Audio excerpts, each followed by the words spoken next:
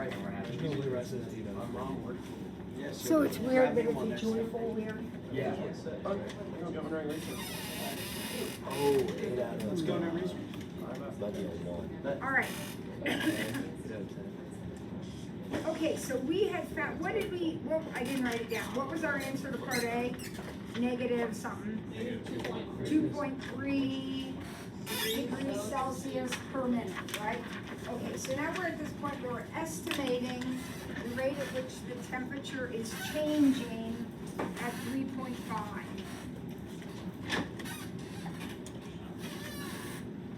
Can we find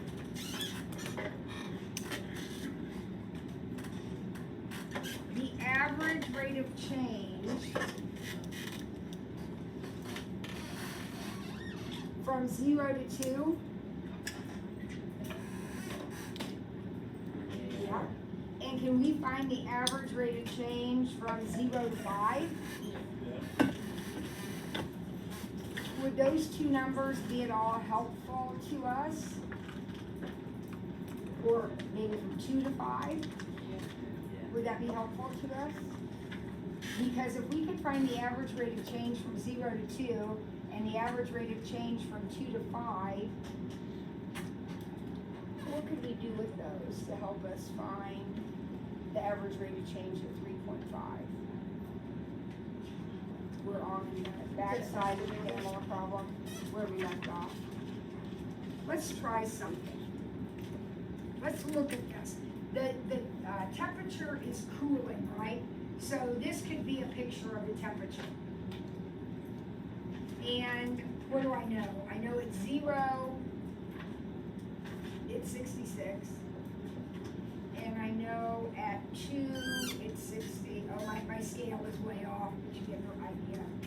And at 5, it's 52.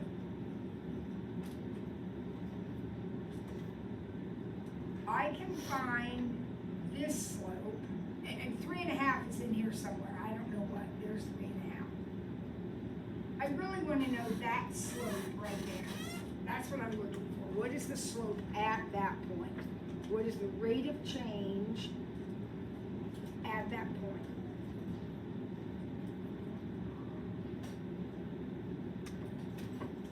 I'm thinking that if I find this rate of change right here, from 260 to 552, so if I find that slope right there, and I find maybe this slope right here, could I use those two slopes to find that slope? It's right in the middle, maybe average them. Let's try that and see what happens. So the slope, or I'll say the average rate of change for these 2 points would be 52 minus 60 over 5 minus 2. So what is that? Negative 8/3. And the average rate of change from here to here would be 66 minus 52 over 0 minus 5, which is what? Negative something. What is that? 14? Negative 14/5.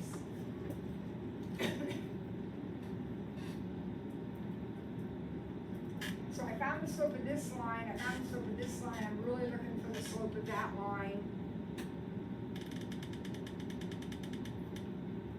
What happens if I average those two numbers?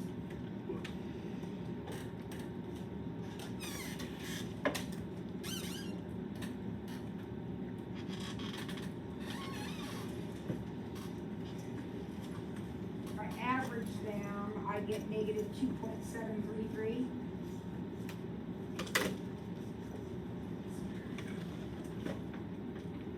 Does that number kind of make sense? Now remember, the slope, the average for the whole thing was negative 2.3. Does it make sense that at 3.5 it's a little steeper than the average? Yes, because that last point, 10, is way out here, right? And the curve is really starting to flatten out off out there. So that makes sense. That would be one strategy. Scout, you had one yesterday. What was your strategy again? I remember you suggesting something. What's slow? To find what? Well, like, just the slope and then, find the temperature at 3.5. Okay. And then do the average rate of change here, because you would find a number here.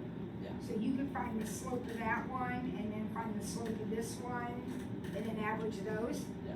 Okay, I like that too. Scout says, I can write the equation maybe of the line through these 2 points. I can write that equation. Plug in 3.5 and get a y value, an approximate, but a good approximate y value. And then if I find this rate of change from 2 to 3.5, and this rate of change from 3.5 to 5, I could average those. That sounds like a really good idea. Anybody have another thought? Now we're estimating. So this method isn't necessarily going to produce the same number his is. If you have a different idea, you might get another number. Okay?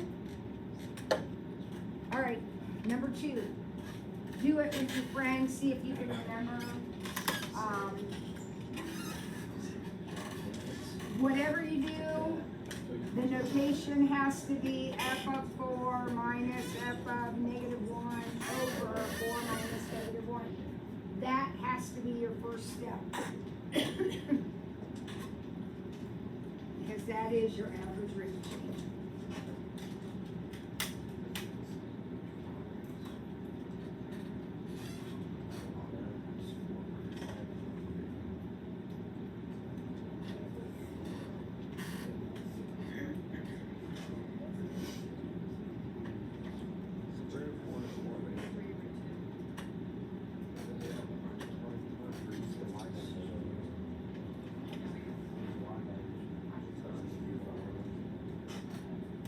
We find our y values, we plug in our x's, right? So f of 4, I got 4. Yep. F of negative 1, I got 1. So I got 3/5 for my average rate of change. Is that okay?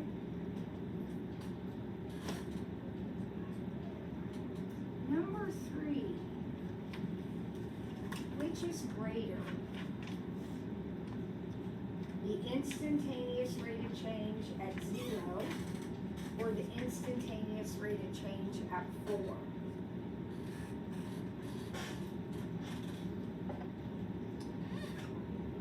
Alex? Zeros would be greater because, like, just imagining the shape that it has. Exactly. It starts out like Very, very and good. it starts out high. Isn't this curve, very good, Alex, isn't this curve just a variation of the square root function? Yeah. Right? Mm-hmm. What happens to the square root function the bigger your x gets, the farther you go? It flattens out, right? It flattens out, which means its slope is decreasing. So the bigger the x, the smaller the slope. So the bigger x is going to have the smaller x is going to have the bigger slope, the bigger rate of change. Very good.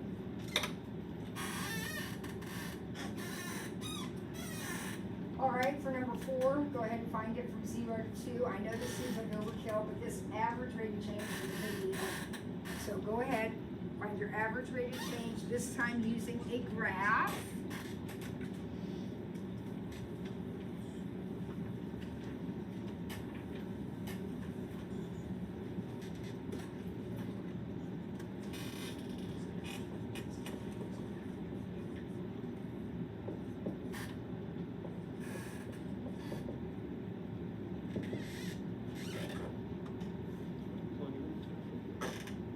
Okay, you don't have an equation this time, but you have a graph. So what's g of 2? Yeah. What's G of 0? 0. So did you say your rate of change is 2? Okay, thanks guys. Bless you. Bless you, fool. Is that okay? All right, letter B. Hash it out with your partner. You're ranking these 1 to 4. Little to big. Rate of change. Average rates of change, instantaneous rates of change. Use the picture and remember that a rate of change is slope. So go ahead and draw those lines in if you need to, your tangent lines.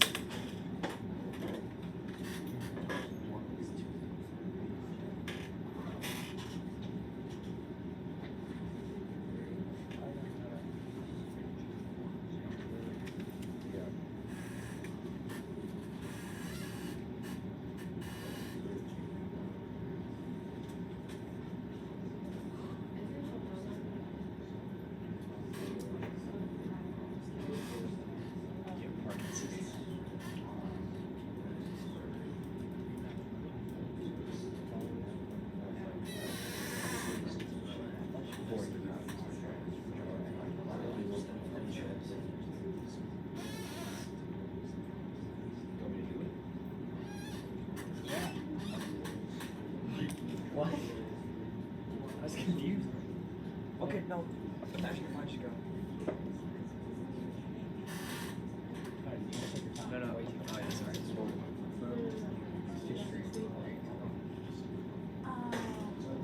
Read that one more time. Instantaneous rate of change.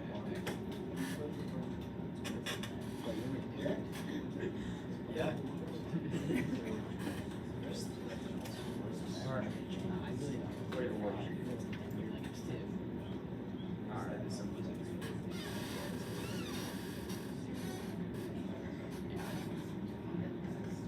All right, two as in like. I'm ready for somebody's thoughts. Just listen for me. What you Well, I come felt, I up felt proud. with. 3, 2, 1, 4. 3, 2, 1, 4. Anybody have a different idea? That's what I got. That's what you got too? Yeah. Awesome. Coincidence. Fred, what was your thought process? Well, I just put the points on the graph and connected them. Like, That's I've got a right. couple lines here, then these were instantaneous, so these were gonna be tangent lines, right? Now, what do you notice about that one? That's the average from 1 to 3. That one is negative. So that's only negative, so it's obviously gonna be the smallest, right? And then what about this guy right here? That would be 0 because it's at maximum, so that's second smallest. And then I got 2 positive ones, but clearly this one is way way steeper than this one. So very good. We didn't do so well with an exercise like that yesterday, so we're making improvement. Good, good, good. All right, 1.3. 1.2 will be due on Monday. Say Thursday, Monday. So 1.2 will be due Monday.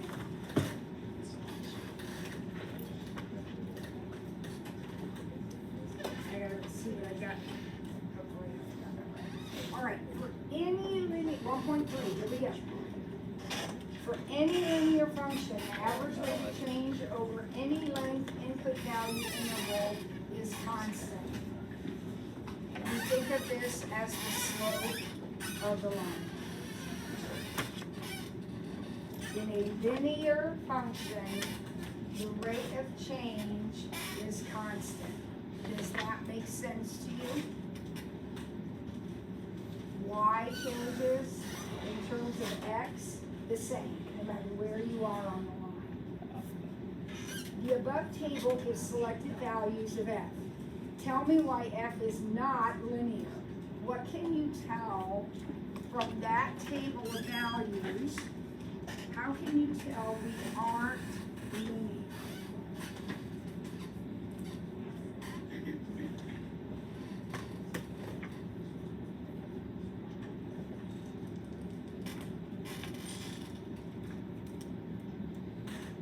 Well, Well, the change here is 3, and the change here is 1, which means your slope, if you think of those as 2 points, your slope there would be 3 over 1, right? What about here?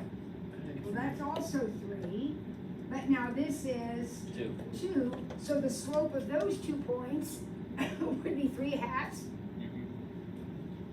And I got another 3, but now I've got a 4, so the slope of those 2 is 3/4. And what do we know about lines? They have to have the same slope, right? They have to have the same slope, so we know that's not linear.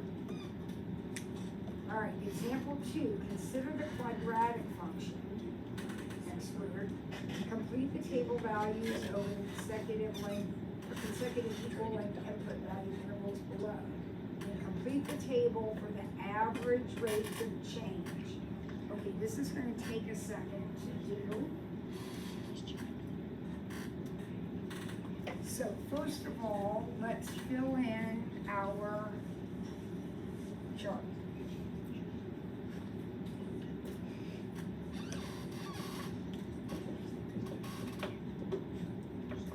So x squared would be 9, 1, 1, 9, 25. Is that okay, everybody? Now I gotta find the rates of change. So basically, I have to find the slopes. So when we look at this first interval here, from -3 to -1, when we look at that interval, the slope would be what? Let's see, this is going down by 8, and this is going up by 2. So that rate of change would be -4.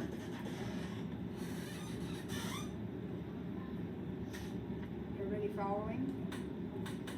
Okay, do the same thing for the rest of it. So we got the interval from -1 to 1. So these 2 points, in other words. And then 1 to 3, and 3 to 5.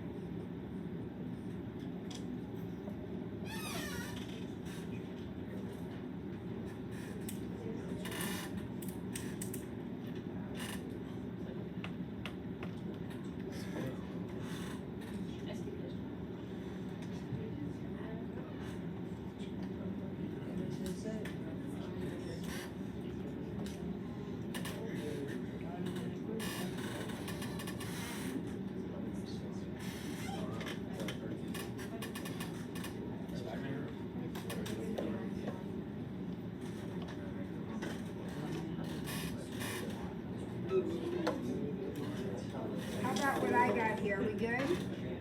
Matching? What? Right, so the x's equal, like if these are all equal, that's Those are all equal. Those are called consecutive equaling buildings, yes. So when you do the differences, those are going to stay the same because the intervals are all the same length. Are you just like dividing the y's by the x's? I like the difference of the y's by the different rate of change. Okay. Oh, okay.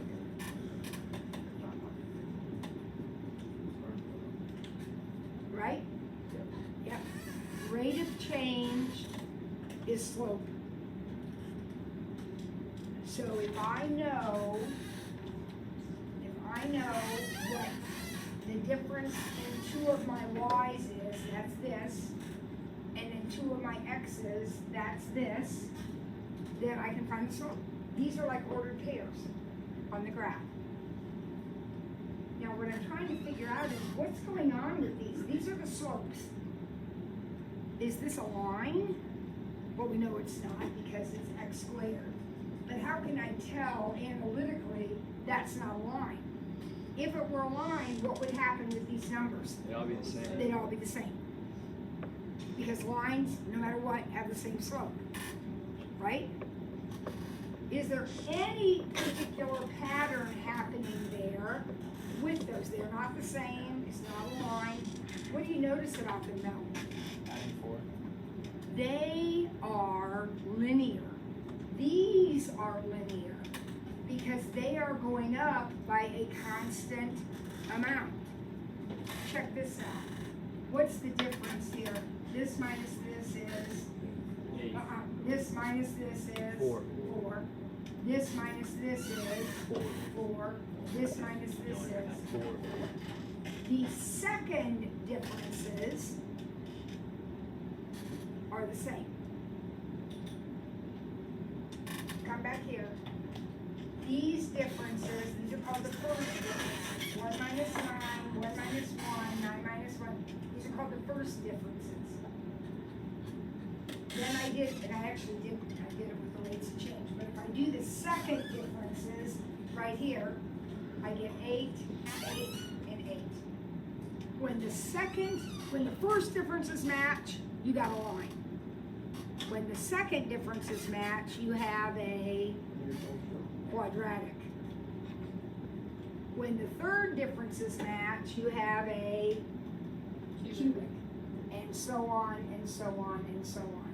So one way to tell what kind of data points you have, now these are the rates of change, so that's something different. They're going up by 4. There are 2 ways you can describe this. If you use the rate of change, you would say the rates of change are going up by the same amount. They are linear. The rates of change are linear, increasing by the same amount. That means you're quadratic. You can also look at the actual data points and do your first differences and then do your second differences, and if those are the same, you know you have a quadratic. So make a note, 2 characteristics of a quadratic.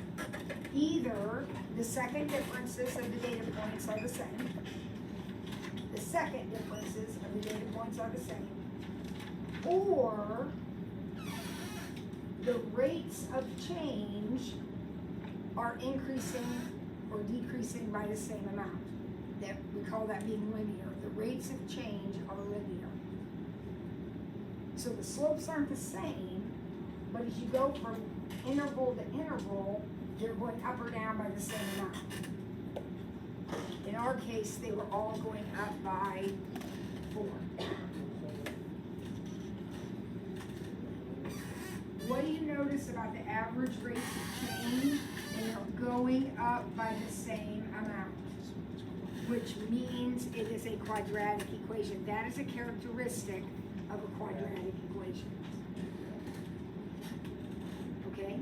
So the reason it's such a big deal is, if you're walking down the hall and you find this set of data points, no equation, just the data points, you can use those data points to help you figure out whether you're linear, quadratic, cubic, quartic, whatever, by looking at either the differences between the points themselves or the differences in the rate of change. So turn to 3, example 3, and take a minute and see if you can figure out what's going on in A, B, and C. At this moment, your choices are linear, quadratic, or neither.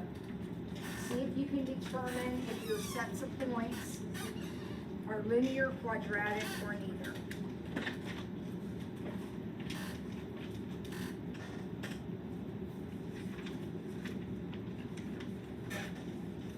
For the difference thing to work, does it have to be like the same difference on the left side as well? Oh, absolutely. You have to have equal length intervals. Now, you could determine a line if these weren't the same, because you can find the slope from each pair no matter what. And if those are the same, you have a line, but nothing else will work. We want equal length intervals.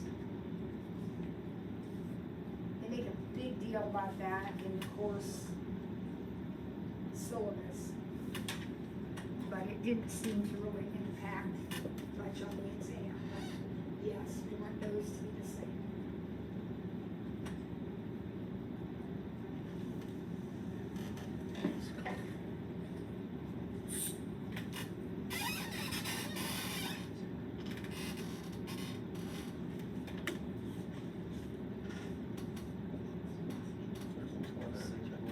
not equal length intervals, but I could still check my slopes.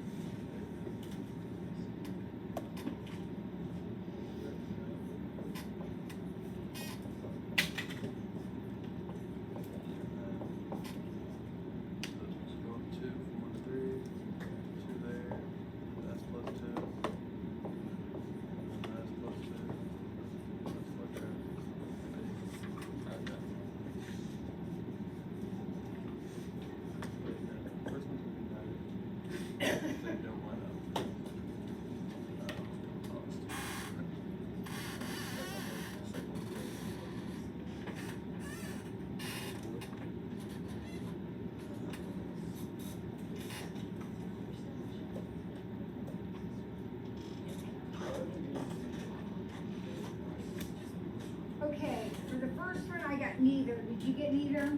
Yeah. The slope, the average rate of change in the first interval is 1/3.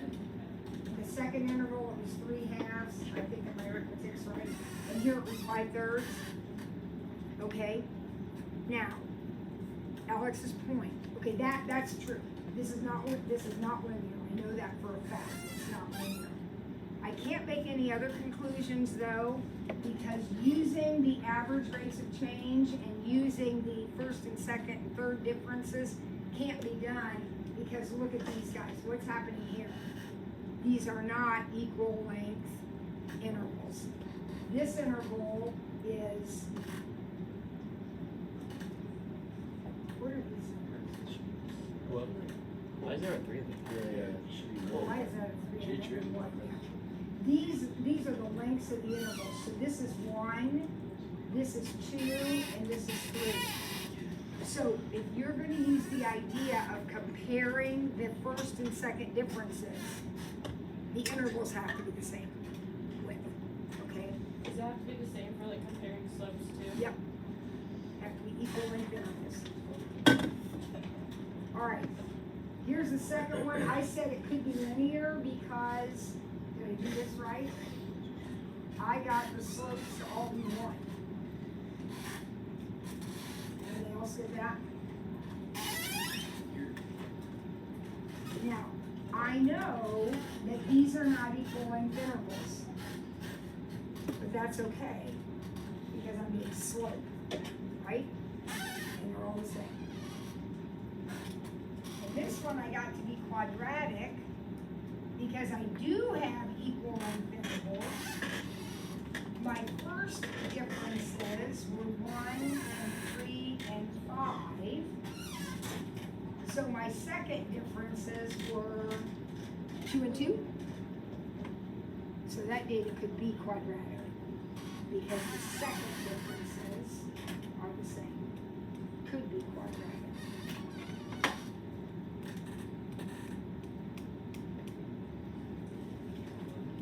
All right, we gotta get through one more here, this bottom thing. Anyone have a question about all the stuff I'm reading? All right, concave up. I think we've already talked about this. The average rate of change is increasing if we're concave up.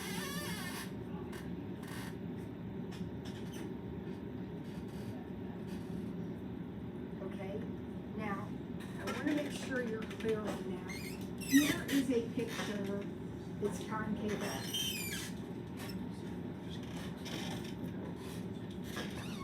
Tell me about this rate of change right here compared to this rate of change right here. Increasing. They're both negative, right? But maybe this rate is -5 and this rate would be -4. Isn't that increasing? Becoming less negative? And that's gonna happen all the way around over here. Compare that slope to this slope. This one might be 2, but this one would be steeper, it would be 3. So even though the curve is going down and up, it is still having an increasing rate of change because the slopes are getting bigger. Less negative means bigger. Does that make sense to you? And then the opposite is true. If the rates of change are decreasing, if they're getting smaller as you go, then the curve is concave down. So, for parts A, B, and C in example 4, you're determining whether the thing is concave up or concave down. So you're going to have to calculate the rates of change and then compare them. If they're getting bigger, you're concave up. If they're getting smaller, you're concave down. So you're calculating the average rate of change in each interval. And they're equal sized intervals, so the stars are aligned.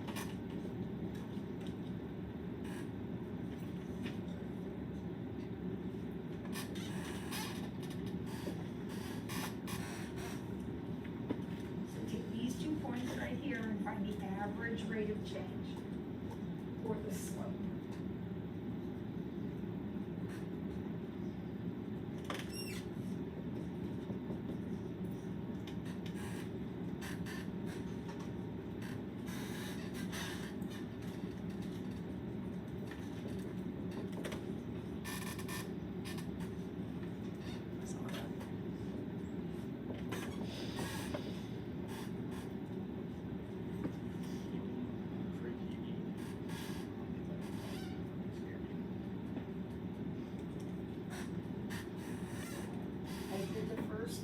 I got my slopes. How do they look to you?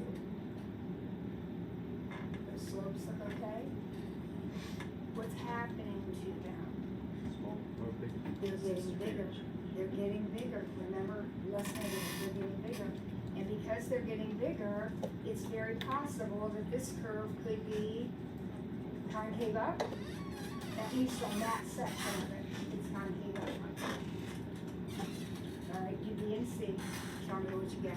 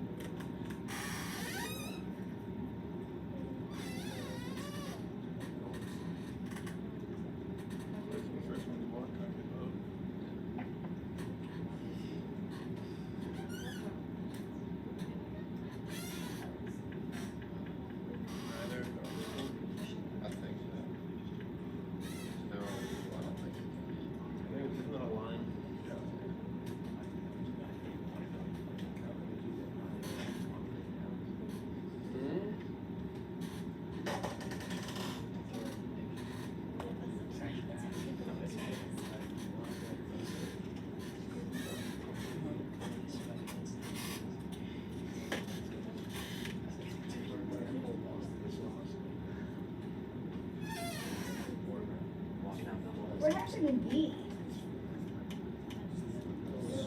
They all have the same average rate of change. So that one would not have any concavity. It is a line, right? Because your slopes all came out the same, hopefully.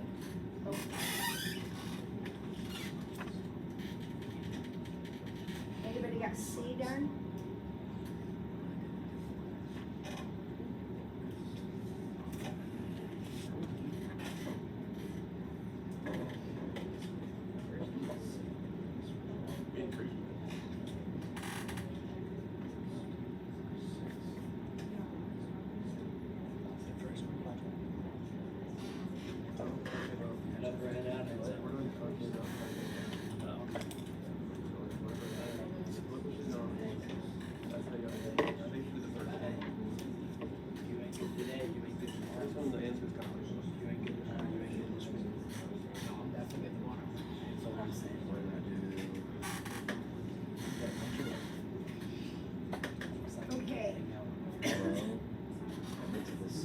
I got them decreasing, these are the rates of change. Concavity has to do with rates of change. So I have the rate of change going down, which means that is concave down. Okay, so we're gonna gather our thoughts here and get this solidified, because there's a lot of stuff. We can find, if we have sets of points, we can always find the rate of change. It's just the slope, right? So when we found this one, it was 3 over 0.1, it was 30. That's your rate of change. Right? Okay. And then this one it was 30, and this one it was 30. They were all the same, so we said, whoa, no concavity. This is a line. These rates of change were going down. They found it the same way. I did slope. Found it the same way, but they're going down, which means whatever this picture looks like, it's concave down. On that interval.